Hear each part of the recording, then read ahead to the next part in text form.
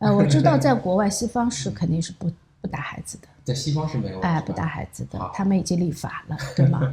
那呢，一位是我太太，她呢是当事人、感受者，也是今天主要的提问者。另一位呢是我们的学姐，她有将近30年的一线的教育和管理的工作经验。我们就打孩子这样的一个话题来进行一些讨论。对，我觉得我们非常幸运，我们认识了学姐。其实在我们自己育儿的过程当中，经常和学姐有一些讨论，然后她经常给我们爱的启发。那今天这个问题，我首先就想问一下学姐啊，就是从你们教育从业者的概念来说的话，启发是怎么来定义的？这样说啊，体罚呢其实是有2层含义，一个呢是精神上的，一个是肉体上的，如果是精神上的也算是体罚，对吧？还有一个呢，肉体上的打骂也算是体罚，我是这样理解。我想学姐，你能不能给我们举一个例子，精神体罚，你观察到的典型的例子？精神体罚，校园霸凌现在有很多就是属于精神体罚，没有特别明显的肢体上面的一个冲突，但是冷暴力啊。那学姐，你刚刚提到了体罚里面分这2种，那我想，因为在社区当中我们收到一些观众的反馈啊，有一些例子，我想问问看你怎么来界定？有的观众留言说，比如说孩子定下的规矩他违反了，可能家长给他采取的措施是收走他的 iPad， 让他3天不能玩 iPad。像这种惩罚，打引号的惩罚，是属于归到您说的这个精神体罚、肉体体罚？这不算，这我觉得这是一个约定，对吧？是家长和孩子之间的一个约定。既然是约定，就像是游戏规则一样，大家就应该是遵守的。孩子违反了这个约定，家长收走他的 iPad， 这不算是体罚，这只能说是他违反了规则，家长来进行一个就是约束，就有点类似于像我们法律上说的，我跟你之间有一个契约了，你应该遵守这些规范，然后你没有去遵守的话，你是个违约行为，那么付出相应的这个责任。对，明白了。那我再举一个例子啊，还有人说辅导小孩功课，一下子家长就情绪起来了，小孩怎么这么教不会，啪给一个耳光，这种是属于什么？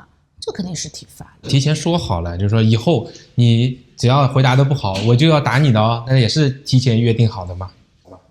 这个我相信孩子不会有这样一个同意约定吧？这个为什么这么？其实体罚还有一层概念是什么？侮辱。对吗？打耳光对我们来说是一种侮辱的行为，每个人不会愿意别人来打脸吧？对吧？所以这是一个侮辱。体罚包括精神体罚也好，肢体体罚也好，其实为什么说是体罚，就是带着侮辱性质的伤害，所以这个我觉得是体罚。打耳光事前说好，我相信没孩子愿意。如果是愿意的情况下，家长也应该跟孩子不要做这样的约定，这个约定并不好，是这样的理解。那像你们一线的教育者来说的话，你们认为一切形式的体罚都应该是禁止的吗？这个观点不知道。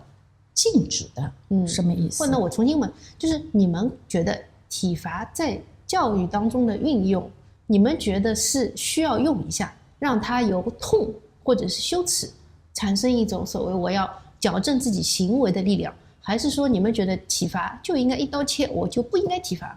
首先我觉得这个里面一个定义的问题啊，体罚这2个字，其实体罚这2个字从我们教育来说是贬义的，不是怎么说，应该说是不提倡的。体罚肯定是一个负面的，对我们教育者来说是红线，是不能踩的。你说的这个，我的理解好像是介于体罚和教育之间的，只是用一种错误的方式在教育，是这样意思吗？你把我问住了，因为这是让我想到一个观众的留言，他的意思就是说，因为小孩不长记性嘛，疼痛体罚，比如说用鞭条去抽他的掌心，或者用戒尺打他的手、打屁股，这种是能够让他产生一种痛。这种痛呢是可以长久的被记住的，他就会有一个联想力，以后再碰到下一次的事情，想到曾经经历过的痛，他就不会再去违反。他们认为这样的一个叫小打，这就是体罚呀，我觉得这和频率和程度没关系啊。我们以前可能很早以前，古时候啊，先生教孩子的时候，如果说是三字经啊或者类似的这样的一个内容，作业要背不出来了，第二天来的时候，先生旁边会有一把戒尺，给一下教训，打一下或者是打2下，对吗？是有这样一个行为在的，但是这是过去。现在我们的教育和以前的教育肯定是不一样了。我们的现在的教育肯定是更多的提倡的是什么？鼓励，激励，这样一个正能量的正面的导向。对孩子来说，为什么一定要给他一个身体上面的一个疼痛记忆呢？这个我就有点不太理解。你说到教育者啊，我的通常理解是学校里面的老师，对吗？那么其实广义上理解，教育者也包括家庭、父母、长辈对自己小孩的教导。所以你觉得在关起门来的家庭教育里面，也不适宜采取这种样子的教养，体罚、打手、藤条、抽屁股？那肯定是不，至少是从我这儿我是不提倡的。我的孩子我也舍不得打。孩子生下来是要宝贝的，对吧？当然这个宝贝也是在心里的宝贝，而不是真的就是嘴上啊、行为上啊这样的一个宝贝。我们说宝贝要藏在心里，言行上面要对他进行一个约束要求，是这样一个意思。但是这样打骂，我觉得怎么说呢？可能有的家长会觉得棍棒底下出孝子，是的，有这样一个想法在的，对吧？觉得打是正常的，不打不长记性，对，打了就长记性。那么我想反过来问，真的是这样吗？打了真的长记性了吗？有时候打的可能对孩子来说就是一个心理的伤害，对吗？你说到的就是这一句话，也是我接下来其实想问你的。我们传统中国人的这个文化里面有这句话，棍棒底下出孝子。那么这里面我的理解是，通过打，父母首先树立一个权威，就是我有这个权利来惩罚你，然后你应该接受我对你的这个教育教导，这是一个。第二个，你看啊，出孝子，它的结果导向是一个孝顺的孩子。所以父母也是用这个过程去驯化他的小孩，将来成为一个百依百顺，能够供养他、赡养他的这样一个所谓的好孩子的形象。但是为什么你觉得说打完之后最后是心理伤害？心理伤害对这个孩子来说可能是永久的，最后达不成一个所谓一个孝子的状态呢？这应该就是我们的教育理念的不一样。可能有的家长认为棍棒底下出孝子，他要培养的是一个孩子以孝为先，这样一个想法。那么我们现在的家长，包括我们现在的学校，我们更多的想培养的是孩子的一个创造力、能力。毕竟是时代是在变化过程中的，孩子的发展也我们要尊重他们的个体发展。这是我们经常要说的，对吧？所以在这个情况下，你通过棍棒强行的把孩子约束在一个无形的牢狱当中，然后让他照着我们所设想的去发展的话，这样的一个发展是出来的效果是，应该说是比较怎么说，就像商品一样、产品一样的，是中规中矩的。我们现在要的孩子是希望他们像大树一样茁壮成长的，是自由生长的。那么这个其实就是我们在教育上面可能想法不一样，目的不一样。刚刚师姐说反过来想，其实很多都经不起反过来想。棍棒底下出孝子，我想棍棒底下应该也出了很多呆子，然后很坏的小孩，逆子也不少。我特别好奇的就是，如果摒弃传统的棍棒底下出孝子这种体罚式的这个教养，那么现在用爱的鼓励的话，我有一个现实的例子给你啊，那个学姐你来看看。例子往往比较鲜。这也是我感到非常心痛的一件事情。我们家的有一个亲戚的小孩，今年9岁，很不幸啊，这个礼拜感染了甲流，他发了高烧39度，那么家里面的人就把他带到医院里面去。医院里面呢，估计也是排队很久，所以在排队等验血的时候，这个孩子呢，不知道为什么产生了验血的一个抵触的情绪，不愿意去配合去抽血。那么这个长辈就很生气，直接就扇了他的耳光，然后拽着他的衣领在地上拖行，最后是惊动了路人，路人也觉得不可思议，打了电话去报警。但是更让我不可思议的是，警察来了就和稀泥，还帮着去劝诫这个小孩说你要听家长的话。那像这种情况下你会怎么处理？孩子不愿意验血。我现在知道你为什么要说到体罚这个话题了，可能是这个事例对你来说有点触目惊心。从我这儿听了以后呢，我也觉得怎么会？作为一线的教育工作者，你这么多年来看，这算是常见吗？还是也是很罕见的？可能我接触的家有，肯定会有的，因为这样的孩子有时候有的孩子他因为情绪的反应啊，他一开始比如说这个例子，对吧？一开始他不愿意验血，他哭闹抵触。从我们的角度来说，我们应该先要了解孩子为什么哭闹抵触。他是怕，还是他不舒服？或者是他对这件事有一个很强烈的一个抵触情绪，这个我们先要了解。如果他是怕，那么我们可能就是需要好好的引导他，告诉他怕是有，不能说假话。有的家长习惯就说不疼的，没事的，扎一下马上就好的，其实这是骗他，对吧？他怕的话，怕疼很正常，我们都会怕疼，那就告诉他会有点疼的，咬咬牙，一会儿就过去了，跟他说道理，对吧？当然这个道理不一定孩子会听，对吧？那么孩子继续哭闹，那么这时候呢，可能家长他觉得一个是人多的情况下，孩子哭闹影响了别人，还有可能呢，他觉得孩子这样的行为他已经是没有办法了，所以采取了一个很强制的一个行为，就是用打来解决。那么我想问的是，打了这个孩子以后，他愿意验血了吗？也是不肯呀。最终结果还是没有验成，对吗？警察来了之后，用警察的这个威慑力，然后让孩子屈从了去验血了。之前有一个心理学家这个心理学家在我孩子也是蛮小的时候，他给我讲的一个案例，我觉得这个案例很好。是什么一个案例呢？那时候也有一个很皮的孩子，他们学校有一个很皮的孩子，这个孩子呢，也是当时候具体犯了什么错我已经忘记了，但就是哭闹犟，然后呢就是那种歇斯底里的一样类似的一个发作。那么这时候呢，这个老师呢，他是采用一个什么办法呢？就是把这个孩子呢叫到了办公室，他自己的办公室里就是他和孩子2个人，然后他在这旁边呢陪着孩子，跟他说，那么我们呢现在就等你什么时候不哭了，然后呢我们再来讲道理。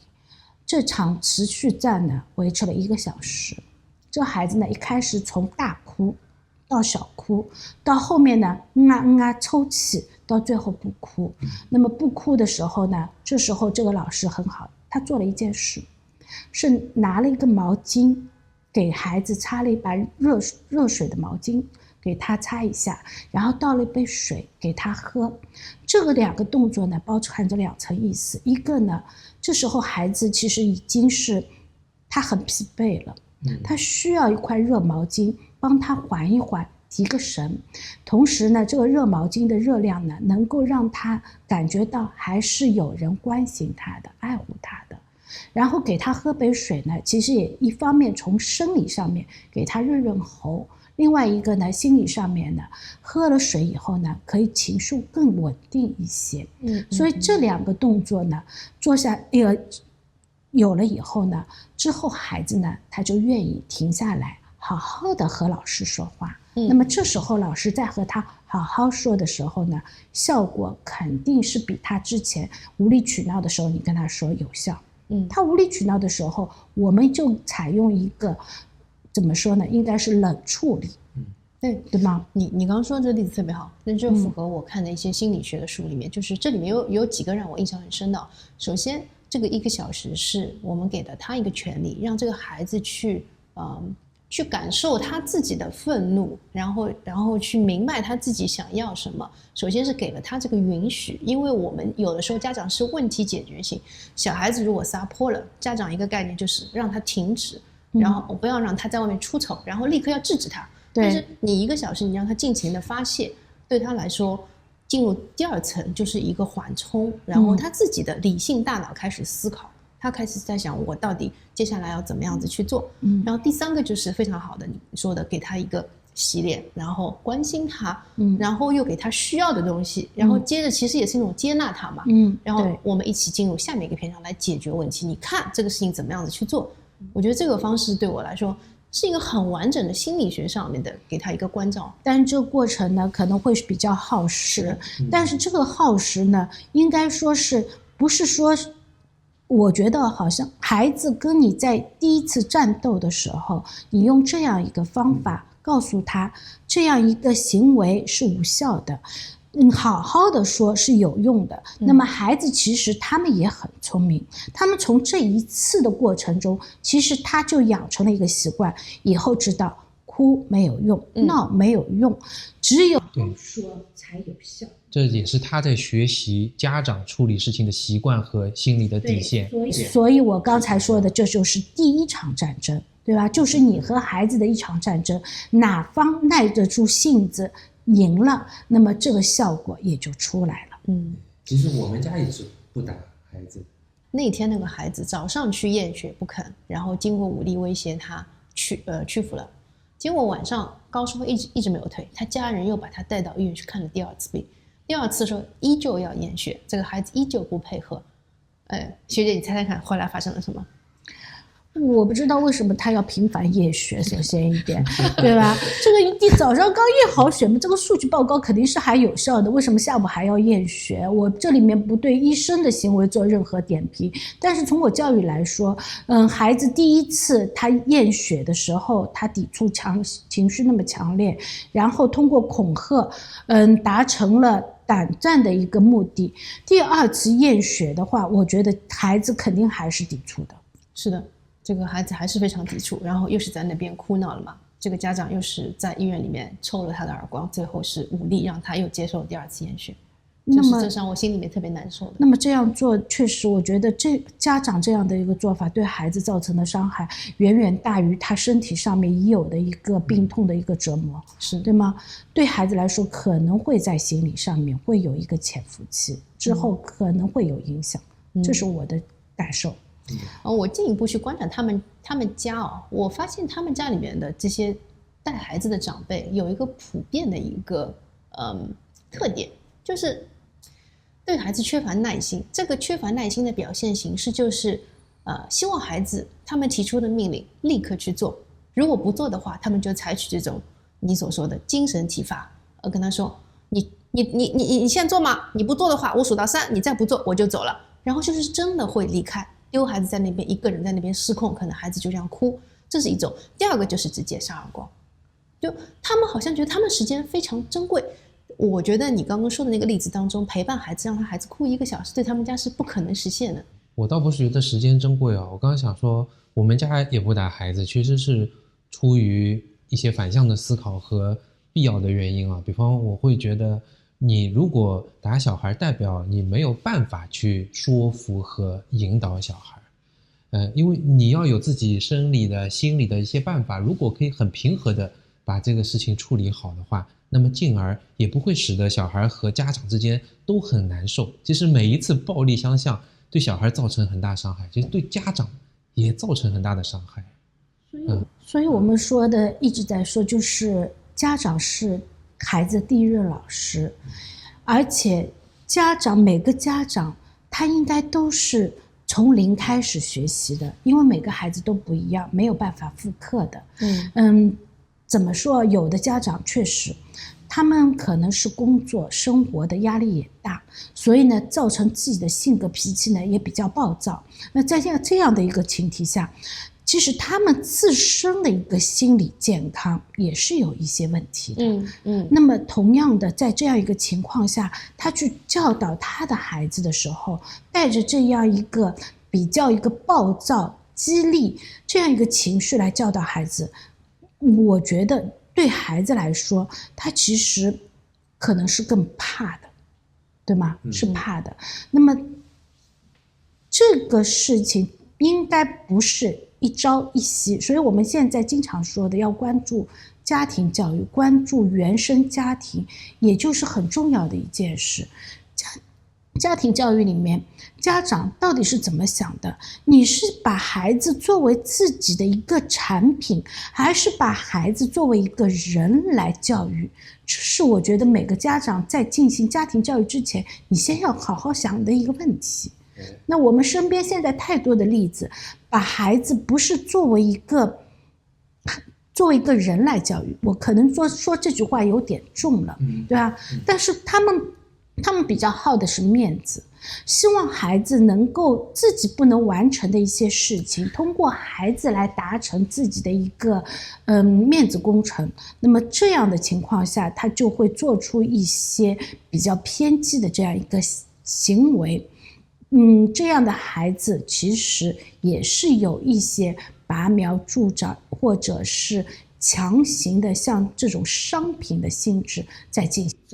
我觉得这个可能挺在点子上的，因为很多家长对孩子根本是如何看待他，会决定家长采取什么样的行为，有可能他都没有意识到。还有一个就是我们现在对于所谓的成功的衡量标准太单一了。那么家长对孩子来说，孩子的成功要学习成绩好。因为我想到了，我们有一个朋友，他们家也是打孩子的，并且他们家有一个习惯，小孩子的期中考试、期末考试之前先要打一顿。他们的这个理解就是说，这个是先打的预防性殴打，就是打完之后，他说这个孩子就会沉下心来学习，然后成绩就能够，考试就认真，考分就能够好。还是没有摆脱师姐讲的，就是家长是如何看待小孩。所以我就说你看他的结果导向嘛，他是为了孩子在考试当中表现好嘛，所以他就先打一顿。那他如何看待小孩呢？可能还是他的面子工程。他追求的是成绩啊，对吧？他希望他的想法就是孩子成绩好就是好，但他有没有想过，孩子成绩好，心理不好，或者是心理受到伤害，哪个重要哪个轻？为什么现在孩子自杀率那么高？为什么现在孩子自杀率低龄化的程度这么高？其实也就是我们家长和我们学校要思考的这样一个问题。成绩重要，我不能说成绩不重要，但是成绩真的有那么重要吗？对吗？成绩只是对这张试卷学习情况的一个反馈。那么对孩子来说，我们要教育他的可能是更多的是问题的解决能力，还有对今后社会的一个适应能力。这个过程是需要耐心的，而不是拔苗助长即时能够达成的。那还有一种观点，因为谈到了社会适应能力嘛，我们家那个打孩子的亲戚家庭，他们就是认为说，将来社会上的风浪更大了，你连在家里面听我们话都做不到，然后我们家里面给你一点体罚，你都觉得不行，那以后怎么能够承受外面的这种风浪？他们觉得打孩子又是一种预先的锤炼。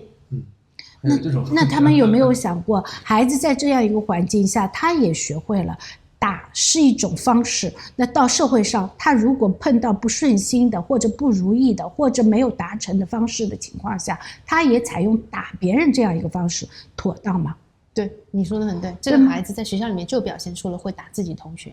那么今天打同学或者是家长其他的家长或者老师介入帮他摆平了这件事，或者同学因为别的同学比较有礼貌，或者是教育的关系，他们觉得好原谅你了，那么他继续采用这样的一个方式，以后怎么办？遇到比他更强的时候怎么办？还有别的孩子被他打了一次，打了第二次的时候，人家还能原谅他吗？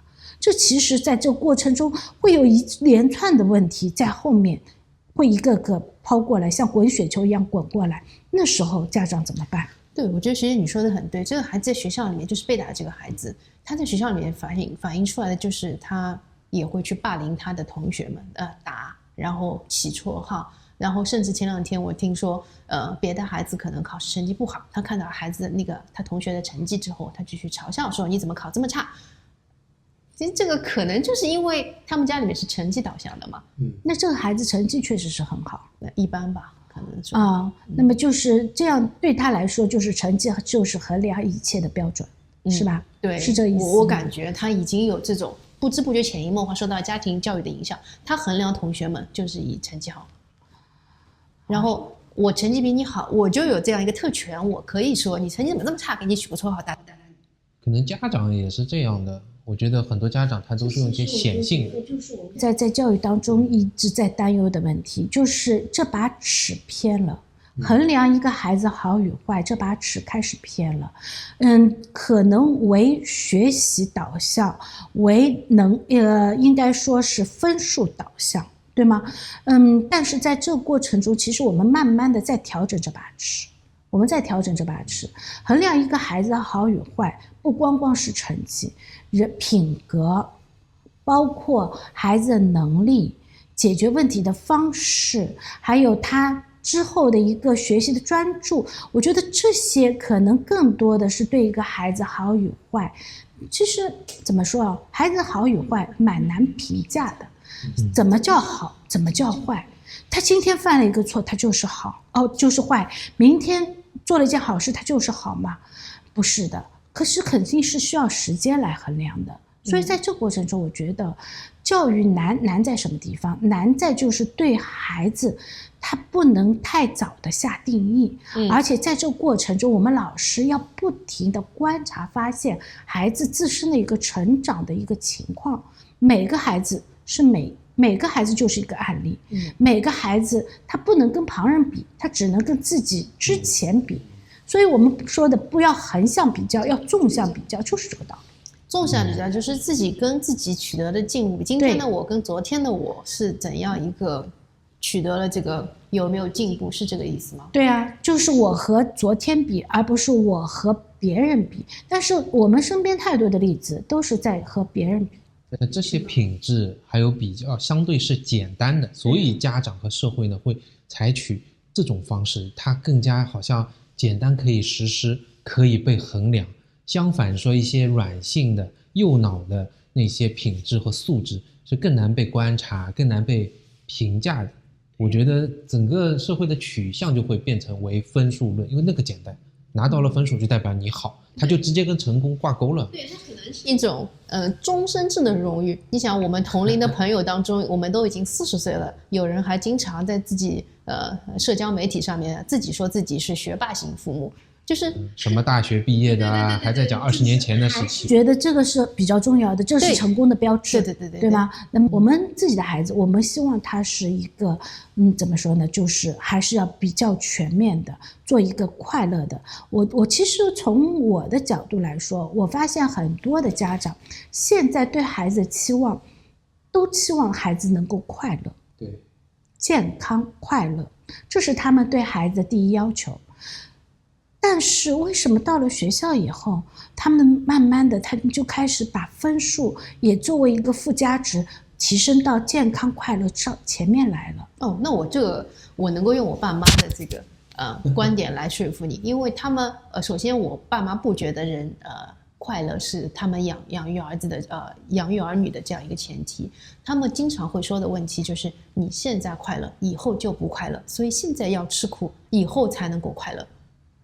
现在快乐，以后不快乐。对，你现在快乐是因为你没有叫人无远虑，必有近忧嘛，就是我们以前常说的先苦后甜，或者先甜后苦这样一个概念，是吧？然后现在要如何就是说为以后的快乐做准备呢？就是听他们的这是老一辈，我觉得他更加的清苦一点。那我就想说，我们每个家长都想培养孩子，到底是培养这个孩子是超越我们，还是希望孩子不如我们？对吧？如果孩子不如我们的话，那么这个家长就是我做的都对，你听我的没错。那么这样的培养下，孩子是不是无法超越家长了？就是在家长的期待下，他是在复刻家长过去。那这里面家长很多家长都是我认为是自恋的，他认为自己是成功的，他觉得他的孩子以后达到他的一半就已经很成功了。那么社会也在变呀，对吧？之前的一个国情况你可能是成功的，但是到之后这样一个时势下，它还能成功吗？其实我也打个问号的，对吗？时代在变，信息技术了，现在不像以前了。那么在高科技的情况下，还按照以前这样的固有模式来要求我们现在孩子的话，我的想法，我觉得这样的一个孩子其实是不会有太大的成就的，不会太多的幸福感的，对吗？这是我的想法。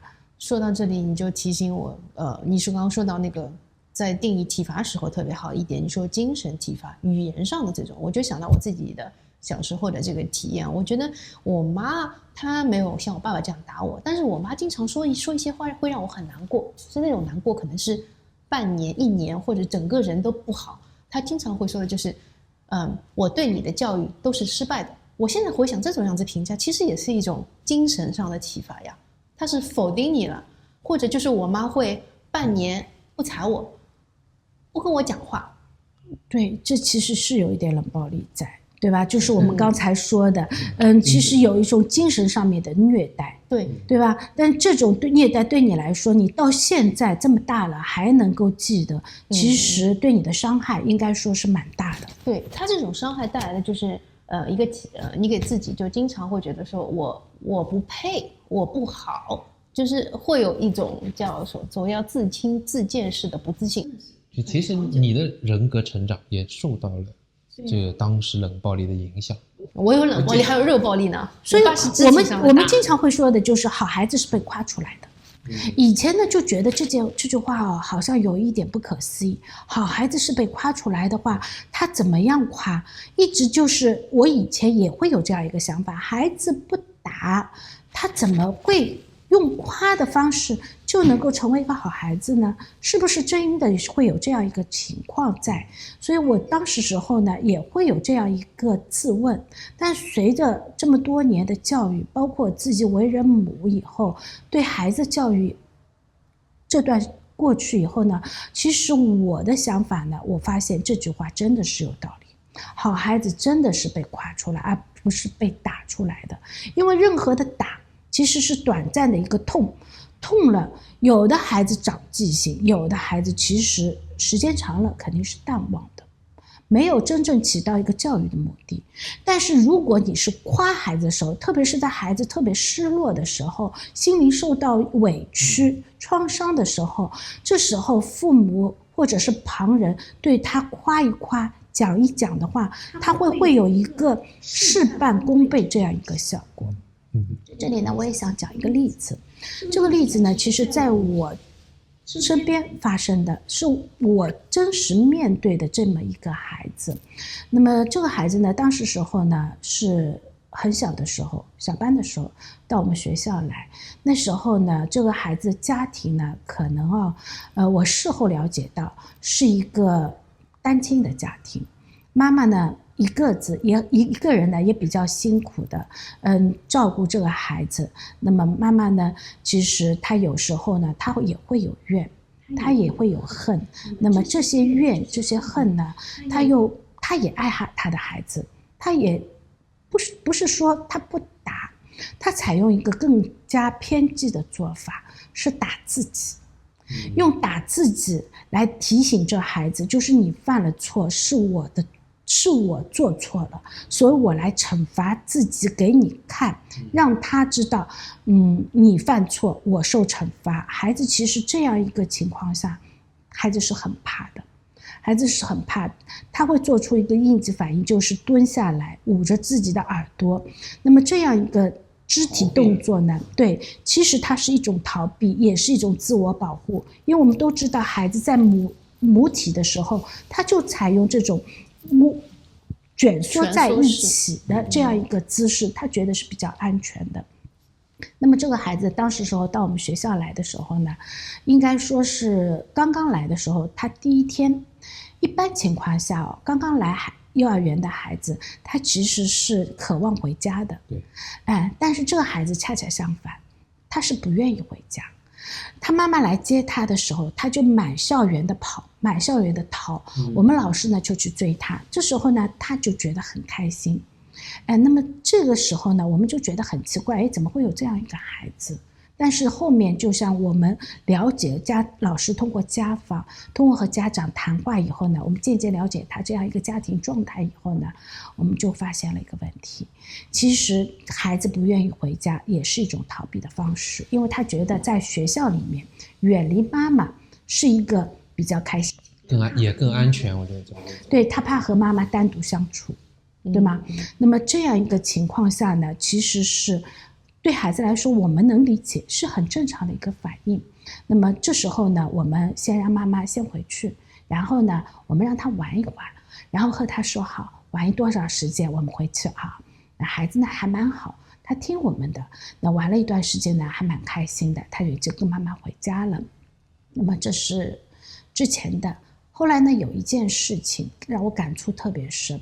一天呢，这个孩子呢，他又是因为某件事情，做错了，然后呢，老师和他讲道理，那么老师就批评他了，好像也是打了一个孩子，他打别人了，然后呢，老师跟他讲道理了。那么这时候呢，我那天正好也巧，我就拿了一个梨，拿着梨的时候呢，经过他们的旁边，那老师就告状了，你说，你看哦，他不听话了哦，又打人了呢，那时候呢，我这时候第一反应，我也没说他。当时时候孩子他其实用一种眼神看着我的时候，他就觉得我肯定也会批评他，我也会骂他的，对吗？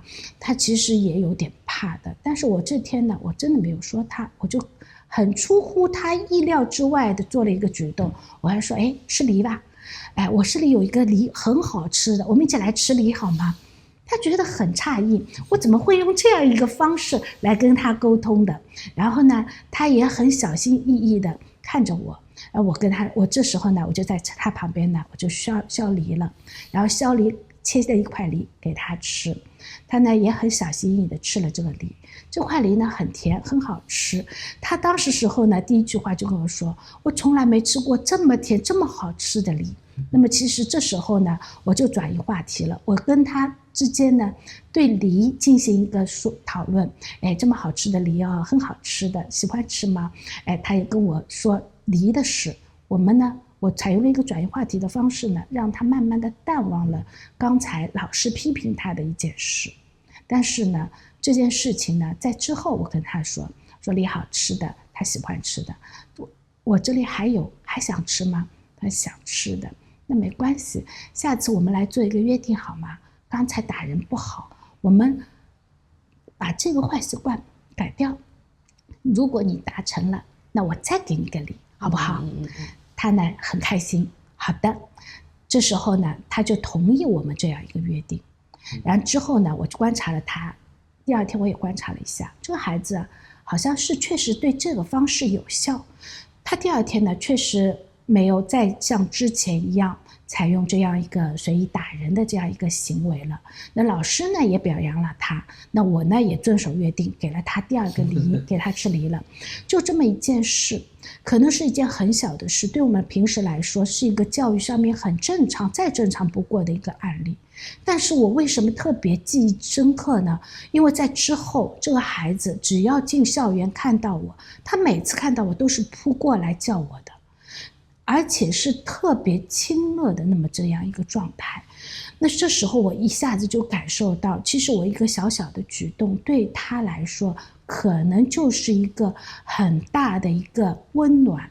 所以在之后他对我特别的依恋，我跟他说的每件事情他都能做，但是可能妈妈跟他说的事情他都不一定采纳。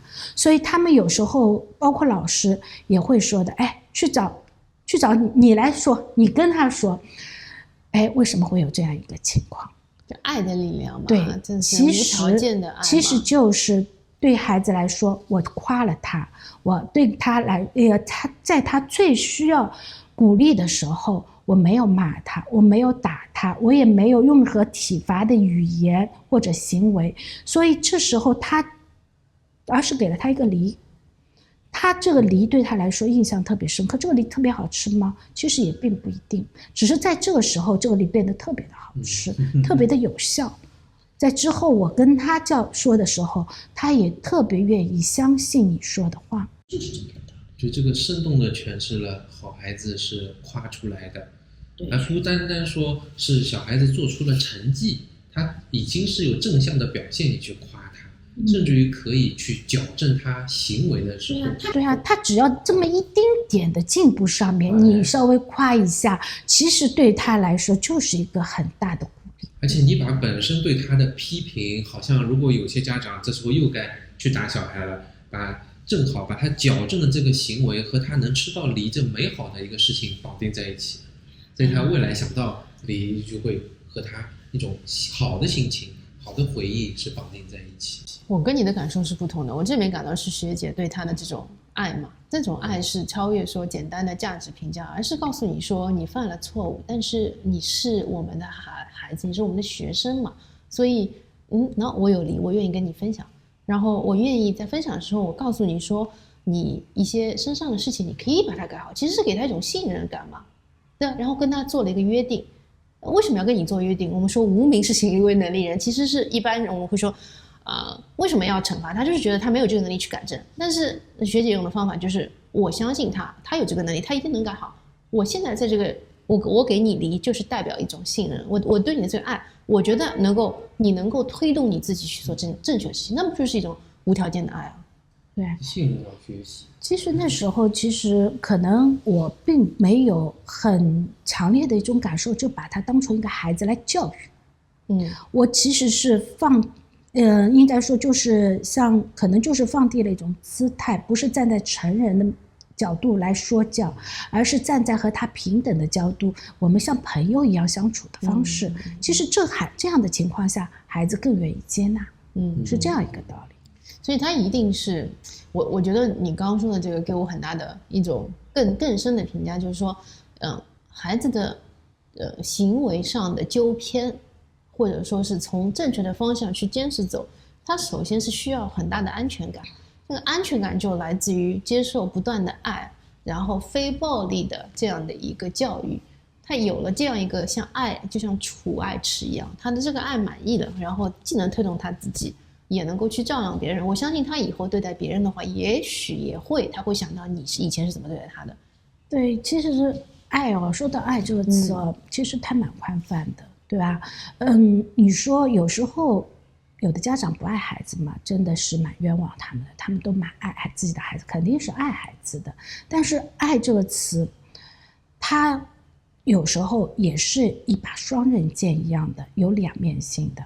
那么怎么说呢？其实在这个过程中，我们除了爱孩子以后，还要尊重孩子，不能把他只当成一个孩子。我们说教的方式，你说孩子他不懂吗？其实都懂。你跟他说教，他其实能够你说的他一套，他都能背出来，有时候，对吗？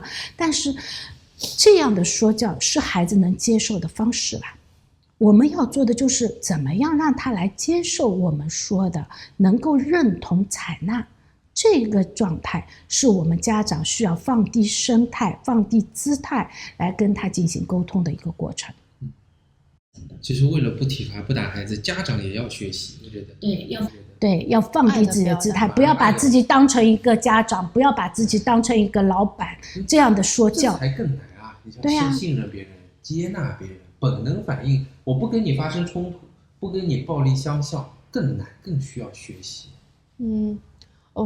你说那个家长爱孩子，但是我想说，我小时候被我爸爸毒打的时候，我到现在我都不能够想明白，他怎么能够对那么小的手足无措的我就是毒打。我是一直会怀疑的，我觉得他是不是专门有一句话吗？就是打在儿身，痛在娘心呀，对吗？会有这样一句话。你说这些家长他不爱孩子吗？他爱孩子，他爱的方式就采用棍棒的方式。其实他打你的同时，他也在打自己，打在自己心上，他肯定心里也痛。但是这时候他只是不会采用一些正确的方式来跟你沟通，这我觉得这是问题。现在很多家长其实他不是说他不懂教育，或者是不会教育，他懂，他道理都明白，但是在实际行为过程中他不知道该怎么处理。所以这个处理的方式是我们家长需要学习的。比如说你刚才回到第一个案例，对吗？这个家长在这个过程中，孩子不愿意这个验血的时候，家长他急的。其实他这时候你说他不爱孩子吧，他也爱孩子的，只是他不知道怎么样处理这件事，这时候怎么样处理是妥当的，他不知道。那么这其实就是我们需要家长能够在这个过程中去揣摩的，去慢慢学习的一个过程，对吧？我是这样想的。那我想还是回到那个验血的案例了。如果这个孩子经过家长一连串的花时间的陪伴讲道理，他还是不愿意，那在这个情况下是你的话，你会怎么样？比如说你已经跟他一起做了1个小时了，给他擦了一把这个热水脸，孩子说那首先一点啊，我不在现场，我不知道当时的情况具体是怎么样。那么还有一点就是，如果孩子真的不愿意验血的话，那我就想问的是，一定要验吗？我也是这样想的，我也是，对吧？如果说是不验血，他也能医生其实只是一个判断标准，他判断他是不是甲流，或者是他判断他是不是需要隔离。这样一个情况，就像我们做核酸检测的时候，每天被强制的进行核酸检测，当时也有很多人是持反感的态度的。那么这样的情况下，是不是一定要通过这样一个验血的方式，或者一个核酸检测的方式来证明我们身体是怎么样的状态？那这里面我首先有一个疑问，对吧？但是如果是撇开这个问题，我觉得孩子其实如果不愿意验血的话，那我们可以不验血。我倒是现在啊，就是到了马来西亚之后，我发现作为父亲对这小孩心态发生了一些变化，好像真正的学会了一种称之为叫无条件的爱。就我好像你有没有发现啊，我们要说服小孩去验血或者做一个事情，你自己起了一个头以后，其实是有那么一点好胜心，一定要把我开了头的这个事情把它执行完。这时候你不执行呢，你会有一种挫败感，好像就证明了我的不行，我的威严得到了挑战。我现在学会的是什么呢 ？OK， 你说你不愿意学，我会想一定有你的道理。其实我没有任何道理说我一定能够说服你，或者我讲的就一定比你对。再不济就是说，如果不验血，那会有些什么后果的话，假设他还要更麻烦的治疗或花费更多时间跟金钱，那我就陪你。好像我比较愿意现在变成这样来思考。其实我们不要小看我们的孩子，这是我经常想说的事，就是孩子他并不是说真的不懂，他真的是无理取闹，有时候他会有他的想法在，你好好的跟他说，他如果他的想法 OK 能够说服你，那可以不验血。但是如果反过来他的想法不正确，你跟他讲道理，他能够听你的道理，那时候他去验血，这样的情况下不是蛮好的吗？干嘛一定要用暴力的方式？对，而且家长我觉得他缺少一种设身处地的想法。如果我站在这个孩子角度上来说，我那天早上去医院已经38度9了，快39度的体温，我累也累死了，人很难受。如果是我的话，我肯定首先是不愿意的。第二个就是从大人角度上来说，医学知识其实他应该去学习一下，甲流也好，乙流也好，它就是一个流感，它就需要7天的病程，就会有这些症状，对吗？这个孩子那天只是刚刚发烧的第2天，家里也有退烧药。没有到了所谓我们说72小时，如果还是他不退烧的话，要到医院去的地步啊。家长是折腾孩子，我觉得。对，我觉得从小孩身上，往往我们可以学习到什么？就小孩他的反应是最直接、朴素、自然的。就作为人天生的感受到什么，他会把它表达出来。有时候这些是我们感受不到，因为我们已经被太多的社会习俗、约定、自我容忍甚至于被毒化的思想。孩子更单纯，你想说的是这个。你39度的时候，你发着烧，你愿意去医院吗？可能更想在家休养吧。就是所以说呀，大人可能觉得没问题，我能扛一下。大人有一个自知能力，孩子呢，因为他没有一个自知能力，有时候有的孩子呢，他表述又不清晰的情况下，那么家长焦虑带他去看病，你说错也不错，这也对吗？只是采用这个过程当中采用的方式方法的问题，我还是强调的方式方法的问题，是这样一个道理。就是孩子他如果在这个过程中他有原因，我们要试着静下来，要听听孩子的声音，对吧？我们经常说，现在说的就是怎么说啊，应该是以幼儿为主体，或者专家有时候还会说的一句话是什么？倾听孩子的声音。哎，这是有道理的。倾听孩子的声音，不是说我们要采纳孩子的意见，而是在这个倾听的过程中，我们要了解他们的想法，对吧？然后再进行一个判断，进行一个沟通，是这样一个过程。就我觉得又都回到学姐最早说的，就是家长如何看待小孩。如果他是一个商品，或者是你面子工程的重要工具的话，家长其实会觉得倾听没有必要。你把它当成是一个单独的跟你不同的人，你可能才会觉得要给到他这些。就是家长要学着尊重孩子，对吧？家长不尊重孩子，那他的所有的行为，他就可能先是作为一个无理取闹，一个负面的，一个挑战我权威的一个想法。就像你刚才说的，我的权威被受到了挑战，我跟你怎么说，你就要听我的，你不听就是你不对。这个想法是我们很多家长会有的这样一个想法，但这个想法其实是一个蛮偏激的想法，我是这样理解的。对，多少受到留学的影响。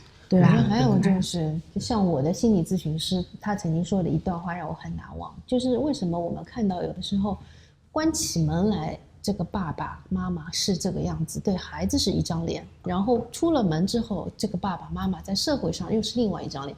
别人的社会评价对他爸妈可能是非常正向的，但是孩子对他就是完全不一样。这是为什么？因为父母有的时候他也很功利，就是你在外面表现得好，表现得像个人，去尊重你的下属，尊重你的上级，你是有社会价值的。